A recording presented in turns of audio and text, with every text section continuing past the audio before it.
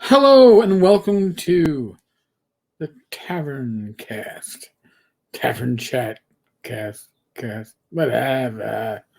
It's a podcast. It's a vidcast. It's a casty cast. So today was the day of the great hyperlinked PDF controversy, and I'm making light of this. Apparently, I was somebody was kind enough to show me some screenshots and a link to oh my god, I guess the Facebook post was initially up 9 years ago, and it was talking about hyperlinks in PDFs, and then somebody cast resurrection on it, and it came back to life, and then today it took the the friendships, or whatever we call them on fucking Facebook, it caused to en masse blocking, mutual blocking, and people that had apparently me blocked each other. So it just says that even dislike of me is not a unifying factor when it comes to who to block. But it got me thinking about hyperlinked PDFs, because even though Source of Wizardry Continual Light is about 16 pages of actual content at a pretty large font, I've had people say it doesn't have an index and it should be hyperlinked. No, it doesn't need to be. No, that's just now. I've seen some of the arguments that, and it really large books, it needs it. I'm not going to say it doesn't need it. I'm not going to say that. I think really large PDFs certainly need a table of contents and a directory, and maybe it should be broken up into smaller books. But here's the thing with hyperlinked PDFs. In theory, I love them. I love the concept. It's like, oh, look, I'm looking in the index, and oh, hey, look at that. Wizard spells, level 9. Click, point my finger on the screen, or take my mouse and click on the screen, and it's all fine and dandy. It all works, right? It's all suddenly piss perfect. But the reality is, I find I don't use it that much. So and this is just hypotheticals here, if a hyperlinked PDF were to increase the price of a PDF by 10%, would I want to pay the extra 10%? The answer is, I would not. I would not. If the question is, as a consumer, how important do you find hyperlinks in your PDFs? And I would say, personally, my perception of hyperlinks in PDFs is that I will think I will use them more than I will actually use them. Now, I know for some people, this is like the be all and end all. It is like, if I don't have a hyperlinked PDF, I can't use it. It isn't feasible. No. You might want it, and I understand that you want it. And you might say, I'm not going to buy a PDF that isn't hyperlinked. That's certainly your right. And I think all PDFs, especially after a certain size, maybe 50 pages, should certainly indicate that they are hyperlinked or not, right? You know, if you're buying a 500-page PDF and it's not hyperlinked, you'd want to know that ahead of time if it was important to you. Like I said, for me, what I think I'm going to do with a hyperlinked PDF and what I actually do, which winds up being scroll, and big and scroll. That's what I do. I have to admit that I really don't use the hyperlinked PDFs, hyperlinks in the PDF that much.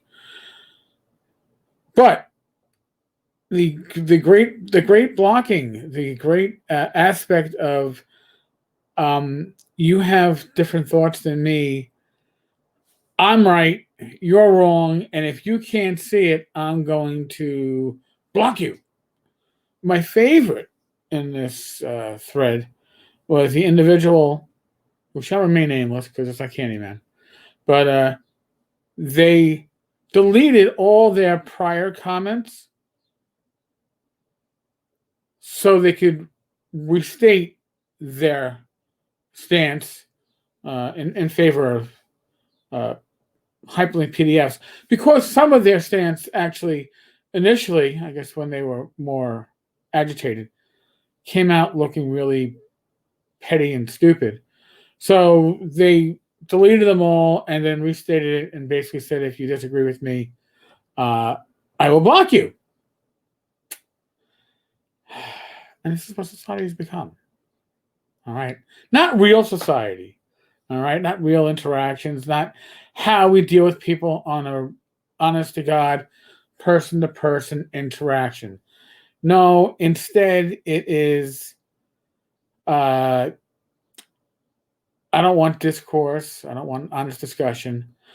Because listen, again, I understand both sides. I understand from the publisher side that, you know, if it isn't being used, it's an expense that I don't want to incur to the side of some of the consumers who are like, I really do think that these are needed, if not truly, at least definitely wanted, and certainly an ease factor.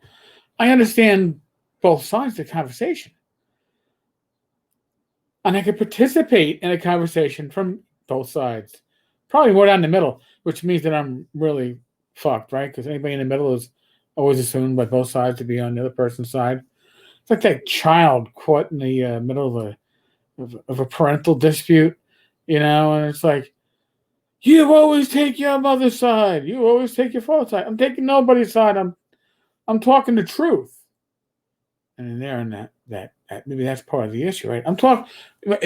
For me, the truth is, I think I'm going to use them a lot more than I would ever use them, and I don't think I'd pay extra to have something hyperlinked. It's not worth it to me to pay extra. If it's there for free, that's fine. But then it becomes, what is the cost for the publisher? What and cost isn't always like, well, you can do it. You could hyperlink a page in 5 minutes. All right. Well, then I got 500 pages. That's 500 minutes divided by 6. So we're talking roughly. Oh, now my brain's falling apart. 8 hours, 8.5 hours. If I got to pay somebody for a day's work to hyperlink this. Well, maybe I can train a monkey to do it. But again, that's where it becomes an issue. I would think, at least to me. But maybe you're like me too. Maybe like I said, hyperlinks aren't. That's not the hill I want to die on. Some people, they died on it today. God bless them. All right, folks. I just thought that was really interesting. It's just an interesting insight into social media. How it has become these absolutes. Yeah, I know that there is a section of folks out there that believe that Tenkar is the devil incarnate because he does not use his powers, his influence for what we have decided is good. He is too fucking neutral. Whatever. Seriously. Whatever. You know, it's just, if we're gonna have a discussion, at least make it an honest discussion, right? Don't be like, oh, you're not listening to you. It's like, oh, no. Again, the mass mutual destruction is something that I've seen before, but I just thought it was kind of amusing to see today over something as simple as hyperlinks, which again, I'm a consumer. I'm a minor publisher, but I'm mostly a consumer. And to me, I think they're more important than they actually wind up being. So go figure. Folks, I read all your emails. I listen to all your voicemails. I try to get them up on the show. We've been really pounding along with the additional subscribers. I really do appreciate it.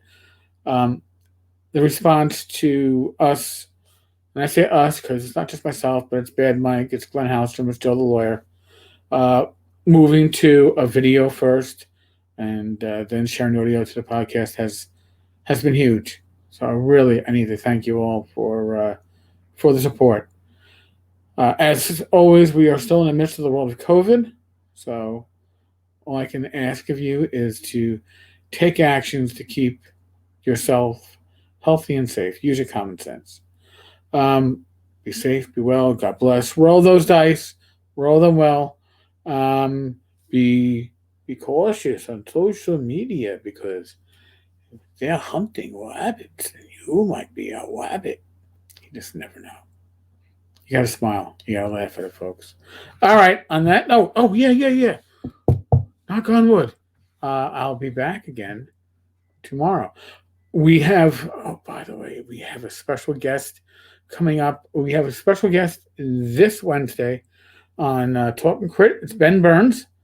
Um, and Ben's won the North Texas Castle Award for his work a couple of times. He's also a licensed publisher for Call of Cthulhu. But we have a special guest for the following Wednesday. I'm not going to name them yet, but I am really, truly excited. And I think you will be too. All right, folks. On that note, I'm out of here. Laters.